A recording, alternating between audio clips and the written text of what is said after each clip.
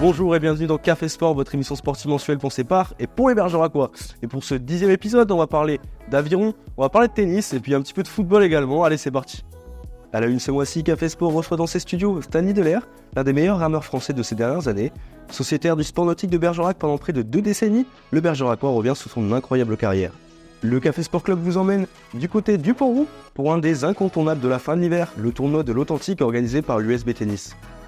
Découvrez un grand format sous le signe du ballon rond ce mois-ci, le match de Coupe de Nouvelle-Aquitaine de Prix-Glorieux contre la réserve du BPFC le 17 février dernier. Enfin, la rédaction de Café Sport reviendra sur les principaux résultats marquants du mois de février avec sa rubrique En Bref. C'est certainement le sportif bergeracois le plus victorieux de ces dernières années. Stani Delair est aujourd'hui à la retraite, mais sa carrière mérite toujours que l'on s'y attarde. Entre les graves blessures et les podiums mondiaux, il est passé par toutes les émotions. Entretien sans concession avec un rameur d'exception.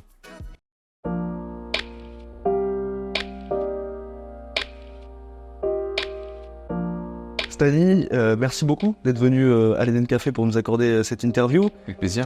T'es sans conteste un des sportifs les plus titrés de ces dernières années à Bergerac. Comme tout bon Bergeracois qui fait de l'aviron, t'as commencé au SNB.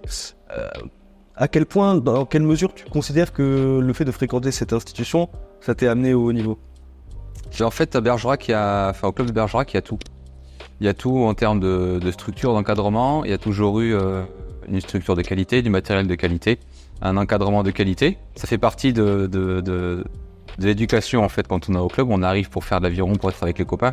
Mais très rapidement, en fait, on va se retrouver pris dans cette spirale de la compétition. On a toutes les cartes en main pour après réaliser de bonnes performances et puis monter les plus hautes marches des podiums et puis au niveau national et international. Après, chaque athlète, chaque jeune est différent, mais voilà. Tout est réuni en tout cas pour pouvoir performer au sein du sport nautique.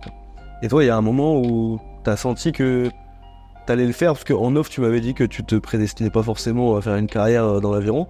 Oui. Est-ce qu'il y a un moment où tu t'es dit, ça y est, là, ça va être le moment, ça va être mon moment, quoi ? Ben, ça s'est fait très progressivement en fait. Donc ouais, j'étais pas prédestiné à être un grand sportif parce que plus jeune, j'étais un peu rond et j'étais pas très sportif, etc. Pas famille non plus de sportifs. Et ça s'est fait vraiment, pour ma part, c'est vraiment marche après marche, vraiment étape après étape, et c'était très très progressif. Et je me suis dit pourquoi pas moi quand j'ai commencé à rentrer en équipe de France Junior B.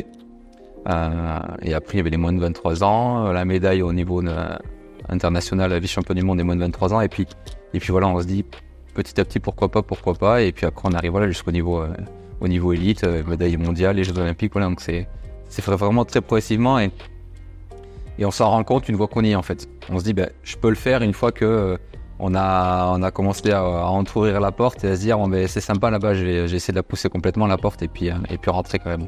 On va dire que 2012 c'est l'année où tout devient grand. Ouais. T'es sélectionné du coup avec Jérémy pour participer aux Jeux Olympiques de Londres. Une 4e place. Toi tu l'as vécu comme une frustration cette Olympiade ou plutôt comme l'appel de grand succès dans le futur? Ça a été une énorme frustration, c'était une énorme frustration. On allait d'ailleurs afficher sur l'équipe, je me souviens, en tant que futur peut-être médaille d'or. Mais clairement, on y allait pour être médaille olympique en fait. On ne s'était pas caché et notre objectif, c'était pas juste d'être finaliste. Oui, c'était beau d'être finaliste, mais quand on s'aligne dans des compétitions comme ça, on a envie toujours plus et on voulait une médaille. Et cette frustration, au final, après, au fur et à mesure des années, c'est ce qui a été la base, en fait, c'est notre ligne rouge, en fait. On s'est dit, après les Jeux Olympiques, ok, on sera 3 fois champion du monde et champion olympique. Donc, les aléas de la vie ont fait que ça n'a pas été le cas. On n'était pas loin, mais ça n'a pas été le cas. Mais ça a été vraiment notre motivation Et ça a toujours été dans un coin de notre tête, cette 4e place au jeu. Elle a toujours, c'est ce qui a, je pense, construit nos succès des années futures. Il n'y aurait pas eu cette 4e place, il n'y aurait peut-être pas eu tout ce qui est derrière. Et malheureusement, en 2013, tu parlais d'aléa, il y a un gros aléa, tu te blesses gravement en juillet. Sur un virage, moi j'étais mal positionné, j'étais au milieu aussi, et puis il y a Jérémy qui crie, il se retourne, il voit qu'on n'est pas loin en fait, lui il n'arrive pas à voir qu'on est vraiment dans l'axe, mais du coup il dit attention, et moi en fait je me retourne et c'est trop tard, j'essaie de freiner le bateau, moi je suis tout seul, eux ils sont à 4, donc une vitesse de coque et une inertie qui est beaucoup plus importante, et donc du coup il me percute, dans le dos, et sur le coup je sais pas trop ce qui se passe, voilà, je me retrouve à l'eau, etc. Et donc après au hôpital, cas de vertèbre de fracturé, donc voilà, j'ai eu vraiment énormément de chance de pas finir paralysé déjà, de pas avec le choc m'évanouir, couler, il y avait 60 mètres de profond, voilà, j'ai vraiment eu beaucoup de chance. On se dit est-ce que je réussirais à avoir une vie normale, et puis petit à petit voilà, on se refait, et puis c'est vrai que le sport de haut niveau, et puis moi j'ai toujours eu la faculté à réussir à récupérer rapidement. Et puis au final c'est plutôt bien passé, puisque dès les premières courses de reprise, c'est champion d'Europe, si je dis pas de... Ouais, c'est ça, ouais. Donc ça a été une reprise qui était compliquée. En plus, il y avait des douleurs au dos, etc. Enfin, il fallait faire le régime, il fallait pas s'entraîner parce que j'avais mal au dos, il y avait la pression de la compétition.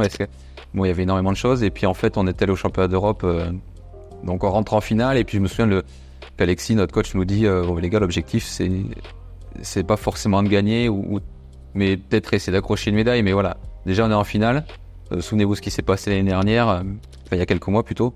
Donc voilà, c'était de se remettre en ordre, en place, et puis reprendre des repères. Et puis au final, on a fait un bon championnat d'Europe, et puis voilà, on réussit à gagner. On a le record d'Europe, et puis après les championnats du monde, on fait vice-champion du monde à 900e avec un petit coup de vent latéral qui a avantagé notre Lindo. Après voilà, c'est un sport qui est sport d'extérieur. Quelques heures après la finale, avec du recul aussi, on m'avait dit sur mon lit d'hôpital que l'année d'après on allait tout gagner, être champion d'Europe et vice-champion du monde. Moi, j'aurais signé sans hésiter, donc... Puis après il y a l'année 2015-2016, et là c'est je pense l'année où ça va être le plus les montagnes russes pour toi et ta carrière, Ouais. parce que enfin t'es champion du monde en 2015, et en 2016 il y a cette non-qualification alors que vous êtes au sommet, enfin non-sélection par l'équipe de France d'aviron pour les Jeux Olympiques. Ouais, plus on en parle, plus je me dis qu'au final, il y a beaucoup de... ouais, donc champion du monde 2015 à la maison, donc ça c'était cool. On a réussi à concrétiser une partie de nos objectifs. Mais je pense qu'avec du recul, on n'a pas profité en fait assez de ce titre de champion du monde parce que on a été focus sur les Jeux Olympiques, quoi. Même si on a été champion du monde, mais la fédération a fait le choix de mettre Pierre dans le bateau. Ils ont essayé sur la compétition, la Coupe du Monde à Lucerne, qui était aussi la deuxième étape là, cette année-là. Et ils gagnent avec le même écart qu'on a vu avec Jérémy, donc pas forcément de plus-value. Et la fédération, donc voilà, fait le choix de laisser Pierre dans le bateau parce que Pierre physiquement était clairement plus fort que moi. Techniquement, il n'y a pas forcément de plus-value dans le bateau. Mais voilà, pour la fédération, c'était bon, mais si avec Pierre ça fonctionne pas, de toute façon Stanley il sert avec Jérémy, entre guillemets on le remet au dernier moment dans le bateau, il n'y a pas de souci. Donc le double poids léger et avec Jérémy et Pierre ils sont champions olympiques, et l'autre bateau poids léger, le 4, ils sont médaille de bronze. Donc sur 7 garçons, intrinsèquement parlant, j'étais physiquement troisième meilleur, mais du coup je suis seul pas médaillé. Donc j'ai voulu montrer, en fait, je voulais montrer pas forcément à moi mais aux autres, que si j'avais pas été médaillé olympique, c'est pas parce que j'étais le moins bon, mais c'est parce qu'il y a des choix qui allaient pas dans mon sens. Donc j'ai repris les rames, et puis voilà, j'ai voulu un peu montrer que j'étais encore présent. Et donc une nouvelle fois je fais troisième à cette sélection individuelle, mais je suis devenu un peu le leader du deuxième bateau poids léger français, du 4 de coupe.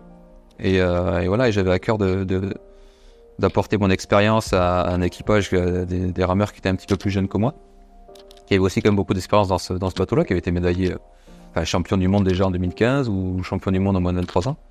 Donc j'ai réussi à finir sur une bonne note en étant champion du monde. Merci beaucoup Stanley, j'ai plus qu'à te souhaiter tout le bonheur possible, que ce soit dans ta vie professionnelle, de pouvoir profiter de tes proches le plus longtemps possible. Merci beaucoup, avec plaisir, et puis à la prochaine. Le tennis est toujours un des sports les plus populaires en France. En février débutait une compétition très attendue localement, le tournoi de l'Authentique. Le Café Sport Club vous emmène à la rencontre de l'USB Tennis qui organise l'événement.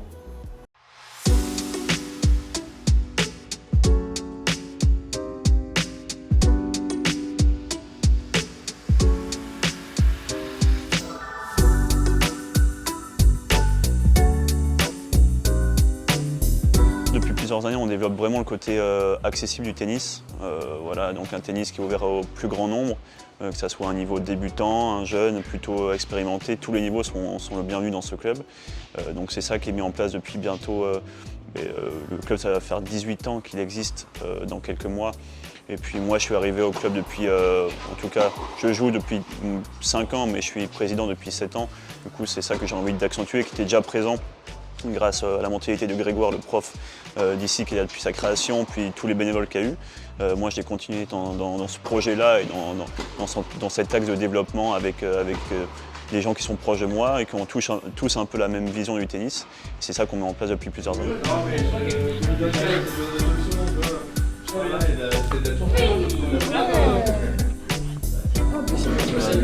Tout est là pour une prise de vue alors. C'est comment c'est bien servi ça? Ça c'est bien ça.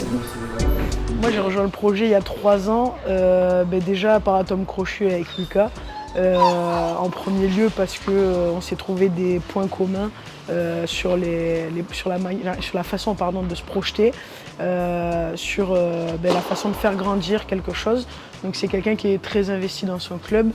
Donc pour moi c'était important en fait de soutenir aussi quelqu'un qui est jeune et qui s'investit autant. Et par le biais du restaurant, d'avoir la chance en fait de pouvoir les aider à faire grandir leur projet et à être de plus en plus présente en tout cas au fil des années. Pour cet événement, pour ce tournoi d'Authentique, on a fait faire par notre partenaire Château Perel des étiquettes spéciales pour ce tournoi. Du coup, voilà, on avait déjà travaillé avec ce château parce que c'est notre fournisseur de vin. Il nous avait fait des étiquettes spéciales logo USB Tennis et là, spécialement pour le tournoi, il a fait cette étiquette tournoi de l'Authentique. Voilà, qui est une gamme de vins qui est disponible à la vente au club en rosette, en rosé et en rouge. Du coup, on les remercie vraiment très fort pour ce design qu'ils ont pu faire très rapidement et ils ont été très réactifs. Ça permet d'avoir un produit qui est super sympa à consommer. Au niveau du tournoi, c'est vraiment un bon cru. Là, ça fait 2 mois que les gens du bureau se mobilisent pour avoir beaucoup de monde et je pense que c'est une réussite. L'avenir nous le dira, mais vraiment, il y a beaucoup de monde et puis là, c'est bien géré, notamment grâce à Thomas. Si on va dire les 2 tournois qu'on a dans l'année, c'est les 2 moments principaux où on accueille le plus de monde. Donc c'est là que le travail de l'année porte ses fruits. Et pour le coup, un tournoi, oui, c'est 17 jours, mais c'est peut-être 4 mois de travail, de préparation, de mise en place et pour arriver à 17 jours de plaisir parce qu'on est ravis d'accueillir beaucoup de monde. Et donc voilà, c'est 17 jours de pur plaisir.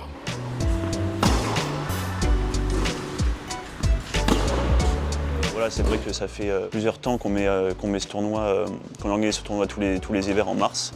Depuis 3 ans, on a la chance d'être sponsorisé par un restaurant qui nous tient à cœur, qui est le restaurant de l'Authentique, qui est un partenaire de plus en plus important pour nous. Et du coup, on collabore sur cet événement tous les ans. Ça nous permet tous les ans d'avoir ce lien avec ce restaurant et de faire un événement à la hauteur des attentes de toutes et de tous.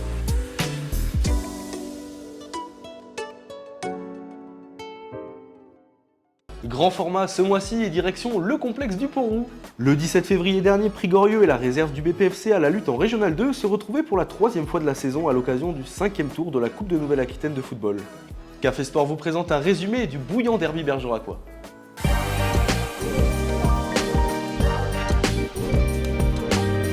Grand format numéro 3 dans Café Sport et ce mois-ci on fonce du côté du Pont-Roux où l'équipe réserve du Bergerac Périgord FC accueille l'équipe fanion du FC Prigorieux à l'occasion du 5e tour de la Coupe de Nouvelle-Aquitaine de football.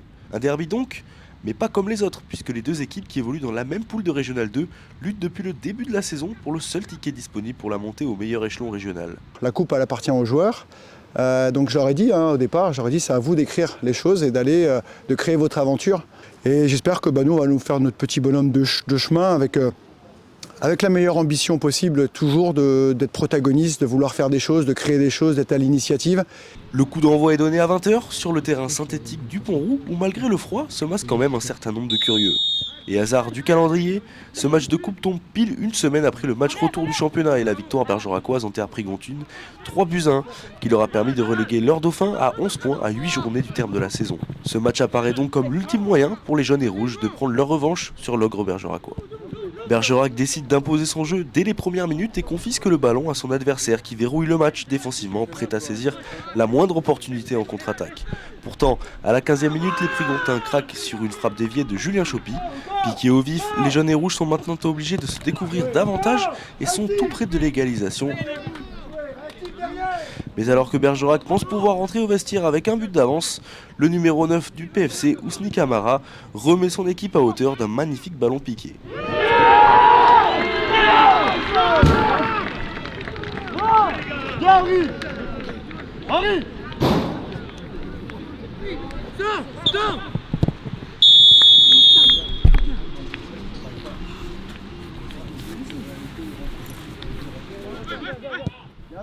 La seconde période reste relativement dans les mêmes dispositions que la première avec une équipe de Prégorieux bloc bas qui laisse le ballon au bleu du BPFC.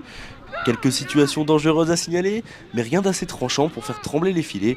Un but partout au terme du temps réglementaire. Place à l'incertaine séance de tir au but pour départager les deux équipes. C'est ensemble les gars. C'est pas...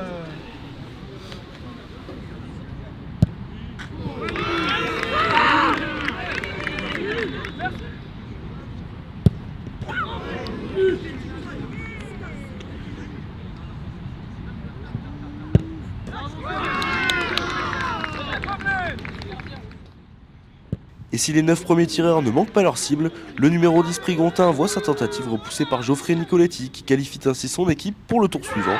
Cruel pour Prigorieux qui n'a pas à rougir de son match mais s'incline pour la 3e fois de la saison contre son meilleur ennemi. Bergerac poursuit lui sa saison de rêve. Le but qu'on marque, il nous redonne du baume au cœur. Et ce qui fait que on a des occasions en seconde, on n'en prend pas en seconde non plus. Donc c'était quelque chose de positif qui a été dit à la mi-temps parce qu'on a joué comme on devait le faire, quoi. Tout le monde connaît tout le monde, c'est un vrai derby du coin, on est à peine à 10 minutes de route les uns des autres. Donc c'est un derby, on l'attend à fond à chaque fois, presque on note la date dans le calendrier. Alors ils avaient déjà battu 2 fois en championnat, donc on s'est dit qu'ils allaient être vraiment revanchards et vouloir passer en coupe. Après on a réussi à battre les 3e fois, donc c'est magnifique pour nous. En plus en R2 on est premier, donc pour l'instant tout se passe bien sur la saison. Notre objectif c'était de les attendre, de les laisser jouer, de ne pas prendre de but et d'essayer de marquer en contre. Alors, malheureusement on a pris ce premier but, mais voilà, on a pu égaliser. La deuxième mi-temps ils ont fait des changements, donc je pense que nos plans ont marché parce qu'ils ne devaient pas s'attendre à ça. On a été solide, on ne prend pas de but, on concède très peu d'occasions la deuxième mi-temps. On a une ou deux sorties en contre-attaque qui auraient pu mériter de marquer et puis d'éviter d'aller au pénalty. Oui, on retient la qualification en coupe, c'est toujours l'essentiel. Mais dans l'apprentissage, on voit encore que dans des configurations différentes, dans des scénarios différents, il faut être créatif, il faut savoir trouver les solutions. Et force est de constater que ce soir, ça a été compliqué. Donc un coup de chapeau quand même à cette équipe de Prigourieux qui s'est vraiment bien battue, qui a rien lâché. Et pour un condensé de l'actualité sportive de ces dernières semaines, votre rubrique en bref. Tout ce que vous avez manqué, ou pas, résumé en quelques minutes.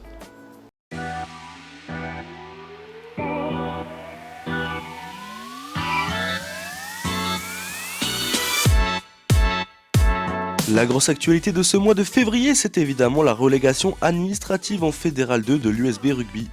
Les Noirs et Blancs, épinglés par le gendarme financier de la fédération, payent finalement la dette accumulée les dernières années, et ce malgré de gros efforts déployés cette saison 2023-2024. Sur le terrain pourtant, les joueurs de Renaud Delmas et Rémi Escudier sont dans les clous et ont quasiment assuré leur maintien sportif en s'imposant largement contre Riom-Morsinx 43-6 le 17 février dernier. Prochain rendez-vous à Gaston Simonet, ce dimanche 10 mars à 15h, pour l'avant-dernier match à domicile contre Moléon. Ça va beaucoup mieux pour le BPFC. À la peine en championnat, malgré leur bon parcours en Coupe de France, les Bleus se sont relancés en restant invaincus en février. 2 victoires et 2 matchs nuls donc qui leur permettent de revenir à 1 point du premier non relégable Angoulême. Les joueurs de Yassine Azaf enchaînent à Caen-Réal dès ce samedi 9 mars 18h avec la réception de Saint-Privé-Saint-Hilaire. Du côté des filles, un seul match ce mois-ci, et pas des moindres puisque c'était la réception de Poitiers, le dauphin, des joueuses de Serge Piala. Un match à enjeu donc pour s'envoler en championnat, maîtrisé par les bergeracoises, insensibles à la pression et victorieuses 2-0. Ces dernières confortent leur statut de leader avec 4 points d'avance et un match de retard sur Poitiers. L'équipe réserve masculine, elle, continue sa saison quasi parfaite avec 3 nouvelles victoires ce mois-ci et une qualification, vous l'avez vu dans le reportage précédent, en Coupe de Nouvelle-Aquitaine. Avec 14 victoires en 15 matchs, les hommes de Christophe Hugo sont évidemment leaders de la Régionale 2 et comptent 10 points d'avance sur leur premier poursuivant à 7 journées de la fin du championnat. Prigorieux, longtemps second, et à la lutte pour la montée, rétrograde à la 4ème place après sa défaite dans le derby bergeracois, mais avec un match de retard. Les jaunes et rouges ont encore les cartes en main pour terminer second de leur championnat. Football régional toujours et un mois de février compliqué pour le Bergerac Lacat qui retrouve la zone de relégation suite à ses 2 défaites et son match nul concédé dernièrement. Les Bergeracois, 11e, n'ont néanmoins que 2 points de retard sur la 6ème place et restent largement en course pour le maintien. Toujours en Régional 3, c'est 2 défaites en 2 matchs pour Coteau-Pécharmont ce mois-ci et une 6ème place au classement pour les Rouges à 4 points du podium. Et puis, pour parler un peu du district, sachez que ça va bien en départemental 1 pour Pays de Montaigne et Prégorieux B, respectivement 4e et 6e du classement, tandis que pour le promu, Pays de l'Hérault 11e, c'est un peu plus compliqué. En départemental 2, le Stella Jeune Bergerac, leader, domine toujours son championnat devant Coteau B, 4e et très bien placé en embuscade. Les handballeuses du B2P Handball jouaient 2 matchs en février et devaient reprendre leur marche en avant après leur première défaite de la saison. Cela a été chose faite au bénéfice d'une victoire à domicile contre la Lanterne Rouge Blancs à Montluçon 37-29 et d'un nul 24 partout à La Roche-sur-Yon 5e. Le mois de mars s'annonce décisif avec 2 matchs capitaux en déplacement à Mios-Biganos, puis à domicile contre Angoulême le 23 mars, respectivement 3e et 4e du championnat.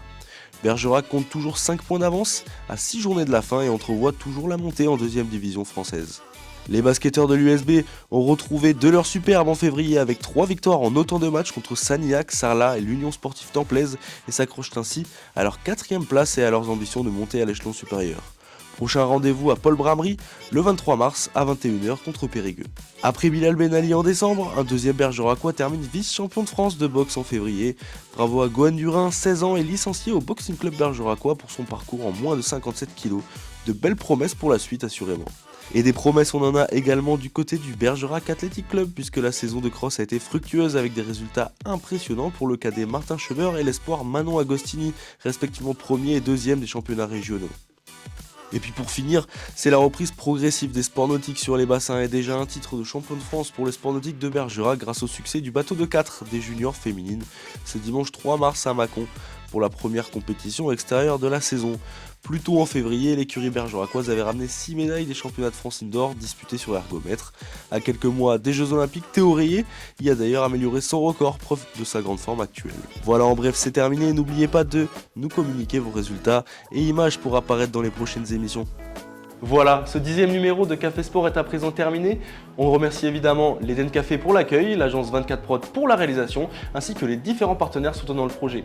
Et nous on se retrouve dès les prochaines semaines pour traiter ensemble de l'actualité sportive bergeracoise.